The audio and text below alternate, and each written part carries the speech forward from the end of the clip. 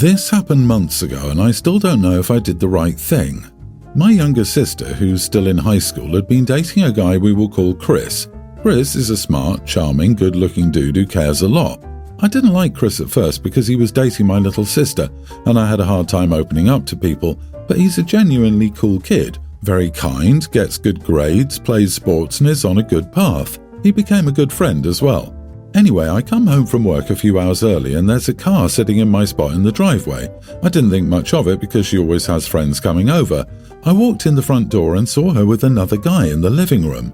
I didn't see much since they heard me open the door and I looked away, but I saw just enough to tell what was happening. I walked down the hallway to the bathroom to take a break. It's away from the living room, and I figure that's enough time for them to get dressed. I got done and I walked back to the living room and discovered the kid who was there was someone I went to high school with. Our age gaps aren't much. I was only 2 years older than him. This kid was a loser. He got stoned every day, smoked, got crap grades, acted like an idiot in class and made teachers cry. Just about the biggest sack of crap you can think of in a high school kid. I asked my sister why on earth. I started going on about how the kid is a loser and that she threw Chris away for this little idiot. Pretty much just talking crap about this idiot that's in my house. That little idiot didn't like what I said and wanted to fight me outside. I told him to get out of my house and he refused. So I grabbed him by the collar and dragged him out of the house like a rag doll and shoved him out of the front door, causing him to fall on his face. He got back up and left in his car. My younger sister is bawling her eyes out. I said she messed up her life. I asked her why she did this and I got no response. I'm already furious at this point, but I'm trying to keep it cool. She didn't want to respond, so I just dropped it and went to work on my truck. Parents got home a few hours later, didn't tell them about it, they still don't know. The rest of the entire day I debated telling Chris since I was pretty sure my sister didn't want to. Part of me wanted to take my family's side but felt that it wasn't the right thing to do. I called Chris that night and told him what was up. He sounded very upset and said he would break things off with my sister, which was understandable. My relationship with my sister still hasn't healed. I've maybe seen her 4 times in the past few months. Part of it is because I travel for work and work overtime. I don't like how I was involved in this, and if it were up to me, I wish I didn't go home early that day because I do feel bad sometimes. But when I saw what was going on, I put myself in Chris's shoes and what I would have wanted if I were him. He and I are still cool and hang out sometimes. Edit, yes, I know it sounds weird that I grabbed a high school kid and dragged him out of the house, but we did go to school together and I had a class with him, but he refused to leave the house and wanted to fight. I'm pretty sure he's 18, both are seniors. Not the idiot. I do think, however, you should have allowed your sister to tell Chris, stating to her that if she didn't, then you would. She did a crappy thing and should have had to face the outcome directly. She would still be upset with you, but she'd be upset that you pushed her to do something she needed to instead of upset that you betrayed her. I think it's better to rip the band-aid off and move on. Cheaters don't come clean. In my experience, it just gets more messy. That opportunity you give them to have a sudden turnaround in personal integrity, they instead use to weasel parents and others on their side to pressure you into silence, or they come up with some twisted half-truths and gaslight the person being cheated on. The person being cheated on is being kept in the dark and others are being made to feel an accomplice to it. You did right by the innocent guy who was being cheated on. 100% agree. If my SO was cheating, I want to know ASAP so I could break up immediately. Cheating and lying about it for a long time will hurt way worse when they find out it's been going on and they've been lied to forever. Instead of wasting his life and time, he can quit wasting his time with the cheater and start to move on and find a real girl who won't betray him. I, 25 female, just got engaged to the love of my life, Ben, 30 male. We wanted to throw an engagement party and let our families get to know each other better. My sister, Avery, 31, the favourite among all family members our whole lives, came back home the week before the engagement party. She's been travelling worldwide, Southeast Asia, Africa, Middle East, as a physician and now opted for a change in her life. She has always had the spotlight. Even at my high school graduation, she wasn't even there, everyone mentioned how amazing she was because we went to the same school and how I had followed in her footsteps. Wherever she goes, she makes everyone else disappear. Before the party, I told her how this party was important for both Ben and me. I also asked her to, for once, let the day be about me. She agreed.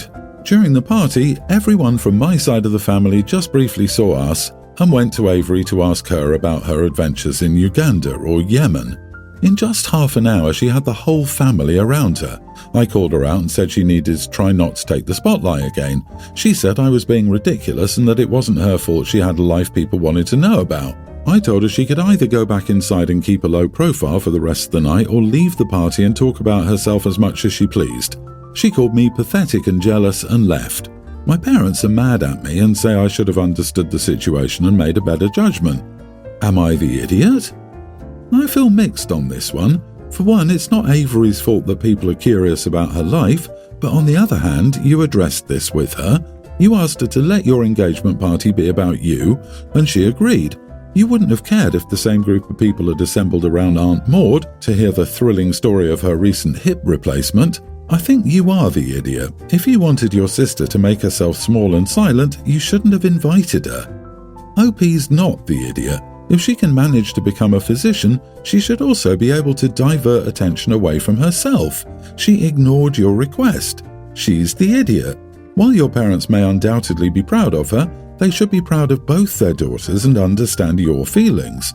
They're also the idiots here. This does not bode well for your wedding. Hi, Aunt Jane. Yes, I'm well. I'd love to discuss my travels with you, but maybe another time. Tonight is about OP and Ben. How hard is it? And what's next? The older sister suddenly finds a guy who decides to propose to her during OP's wedding dinner.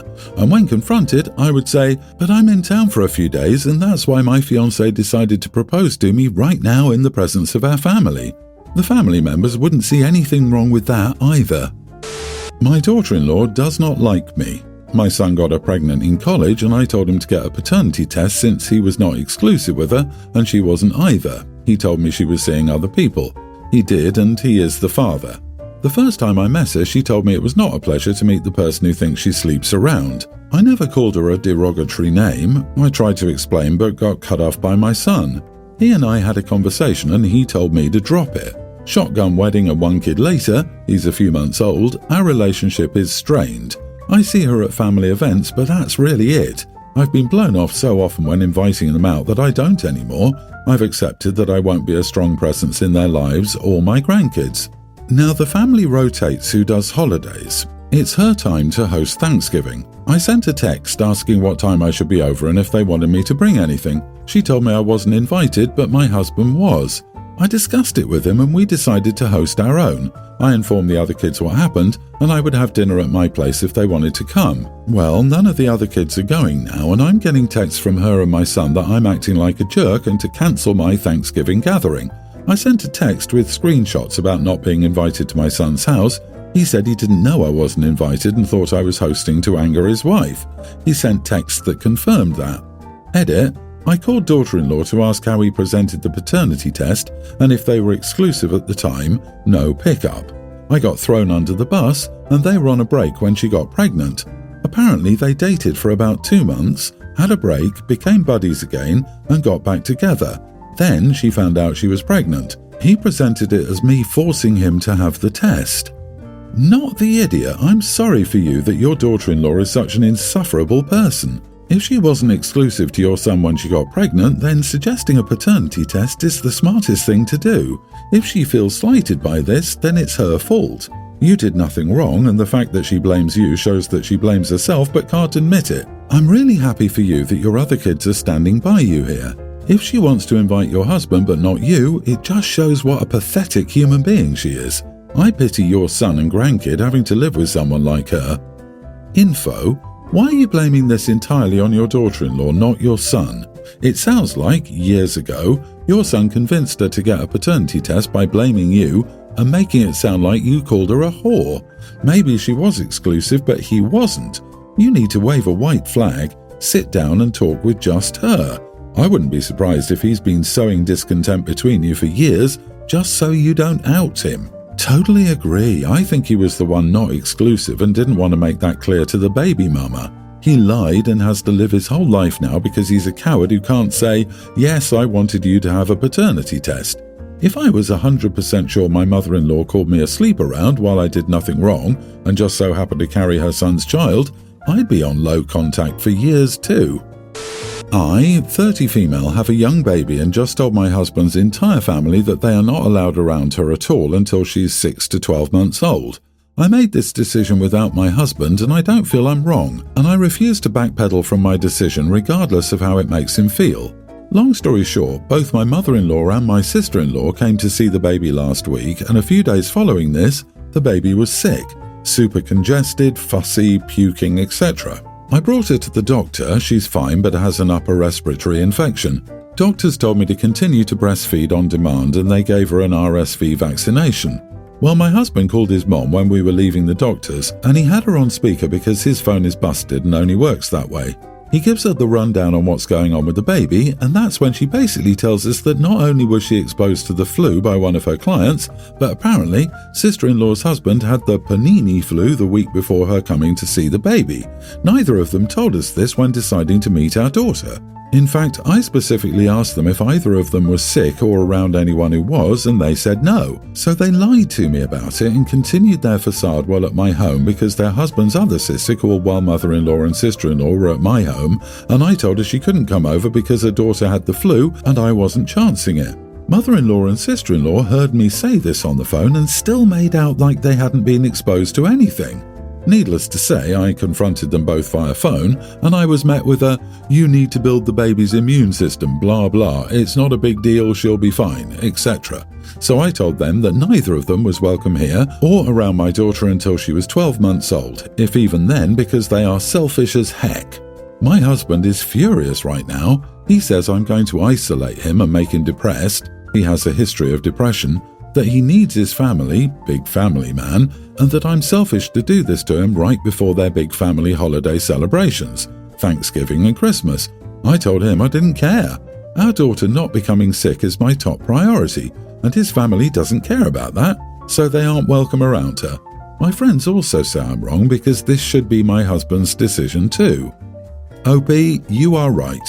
Sick and around a few-week-old baby? What did they think? Sorry, hubby, baby girl first. Honey, does your husband have more family members besides the lying mother-in-law and sister-in-law? Because you only cut those two out, not his entire family. For real, he needs to go visit family on his own and cleanse himself appropriately after visitations. If he needs to be around them that bad, then he needs to take the proper steps to also keep his baby safe. Good job, OP. Don't back down. Keep your child safe. As the father, he should also prioritize keeping his child safe over feelings. He is responsible for his own mental health and needs to navigate that appropriately. I don't think it's fair to your husband to cut off his family. I'd recommend a compromise with him. His family needs to mask and wash up before any contact with the baby. If your husband doesn't support that, I'd return to the full no-contact decree. Do you actually believe people as selfish as OP's in-laws will mask up or wash up if asked? They deliberately exposed a newborn to illness. This is a screw-around-and-find-out moment for these people. Not the idiot. Your infant daughter comes before selfish people, including family. Dear husband can go see his family all he wants, and you and baby girl can stay home and away from disrespectful people. I, male 48, have been friends with James and Annie since we were teenagers. They got together in their late 20s and swiftly had kids, including a daughter, Emily, now 19.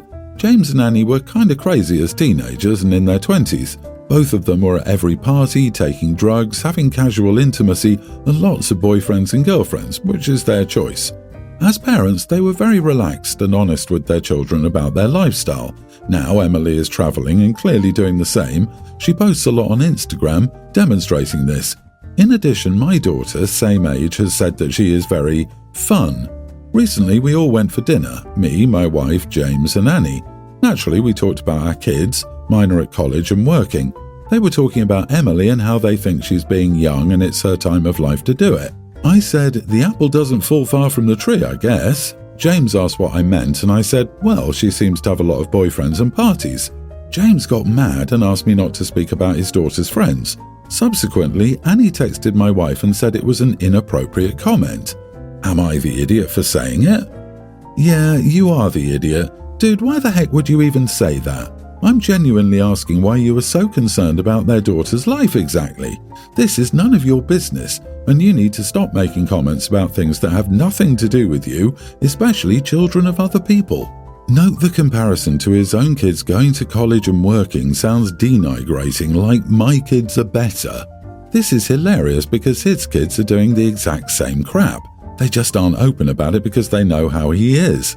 By the way, a 48-year-old man scanning a young woman's Instagram and feeling so concerned about her behavior, insert massive eye roll.